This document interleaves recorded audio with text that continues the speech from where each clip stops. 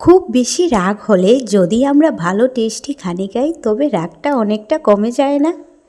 নিজেদের বড়মশাই যদি অনেকটা রেগে যায় তাহলে এই মাছের রেসিপিটা একবার করে খাওয়াও, তাড়াতাড়ি রাগটা কমে যাবে আর মিষ্টি মিষ্টি কথা বলবেই।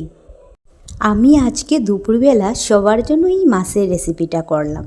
প্রথমে পেঁয়াজ, আদা, রসুন, টমেটো কেটে নিলাম, কয়েকটি কাঁচামরিচও নিলাম, আদা রসুনের পেস্ট করে নিলাম, এদিকে আবার আলাদা করে পেঁয়াজেরও পেস্ট করে নিলাম। একটু মাছটা ভেজে নিলাম। কড়াইতে তেল গরম হওয়ার পর ফোড়নে দিলাম শুকনো মরিচ, তেজপাতা, আস্ত জিরা আর কালো সর্ষে। পেঁয়াজটা দিয়ে দিলাম। এদিকে আবার পরিমাণ মতো মরিচ, হলুদ, জিরা, সামান্য জল দিয়ে গুলিয়ে নিলাম।